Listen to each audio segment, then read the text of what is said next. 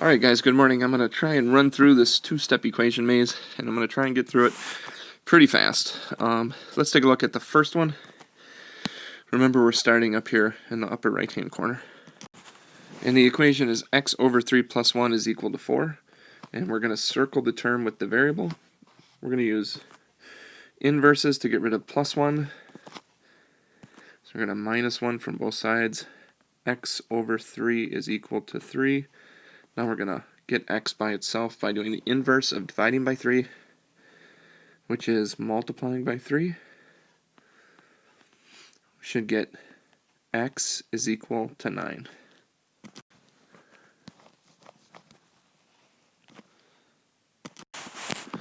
So now we've got 4x plus 3 is equal to 23.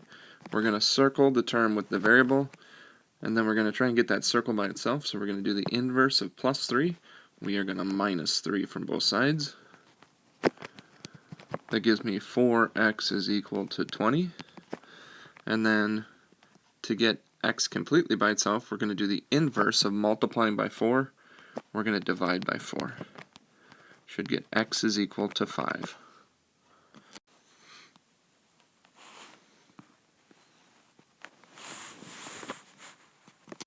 The next one we have here is x over 5 minus 4 is equal to nothing.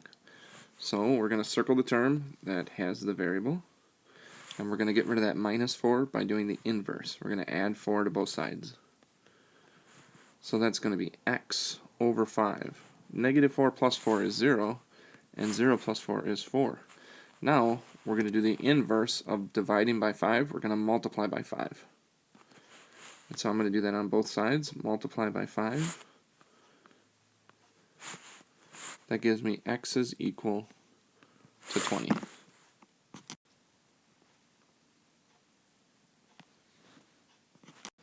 So now we have 5x minus 6 is 44. And what we're going to do is circle the term with the variable.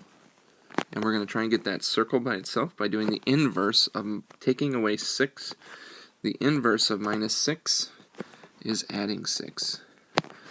We're going to do that to both sides. That gives us 5x is equal to 50.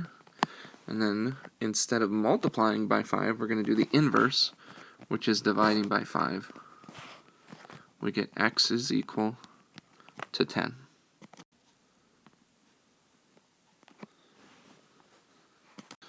Alright, on this one, we're going to start off by circling the term with the variable. To get the circle by itself, we're going to do the inverse of minus 1. We're going to add 1 to both sides. That gives us x over 6 is equal to 5. And now, to get the x by itself, we're going to do the inverse of dividing by 6, which is that we're going to multiply by 6 on both sides. That's going to give me x is equal to 30.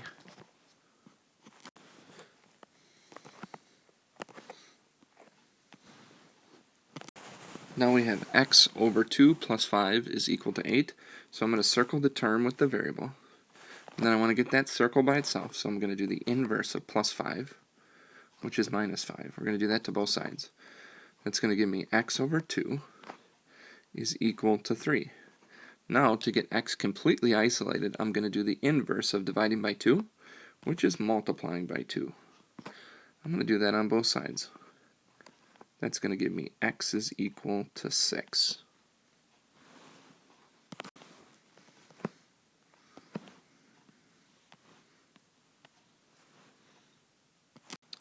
Alright, I've got 3x minus 8 is equal to negative 2.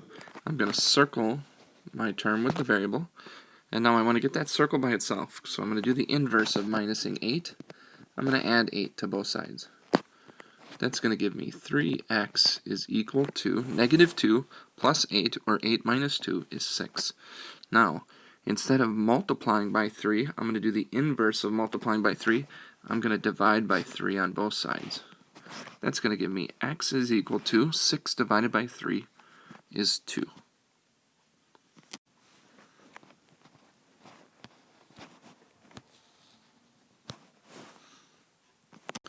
Alright, now I've got 6x minus 12 is equal to negative 6. So I'm going to circle the term with the variable. And now to get that circle by itself, we're going to do the inverse of minus 12. We are going to add 12 to both sides. And so that gives me 6x is equal to a negative 6 plus 12 is the same as 12 minus 6. I get 6. Now, instead of multiplying by 6, we're going to do the inverse. And the inverse of multiplying by 6 is dividing by 6 on both sides.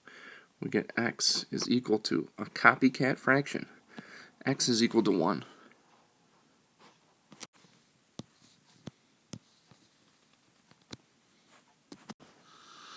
Alright, on this one, I'm going to circle my term with the variable. Now we're going to get rid of that negative 4 by doing the inverse, and the inverse of minus 4 is adding 4. We're going to do that to both sides. We're going to get x over 9 is equal to negative 2 and a positive 4 when added together is going to give you positive 2. Now we're going to do the inverse of multiplying by 9, or dividing by 9, which is going to be multiplying by 9. We're going to do that on both sides. We're going to get x is equal to 18.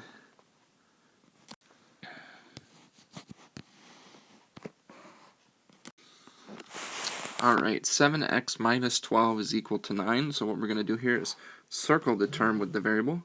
Then we want to get rid of that minus 9 by doing the inverse. The inverse of minus 9 is adding 12, excuse me. After we add 12 to both sides, we would get 7x is equal to 21. Now we're going to divide both sides by 7, because that's the inverse of multiplying by 7. And we would get x is equal to 3.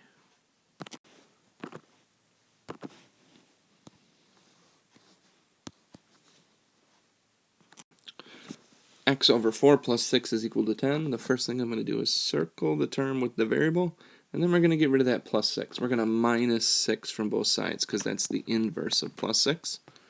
That's going to give us x over 4 is equal to 10 take away 6, which is 4. Now, because what we have here is x divided by 4, the inverse of dividing by 4 is multiplying by 4. So we're going to times by 4 on both sides. That's going to give us x is equal to 16.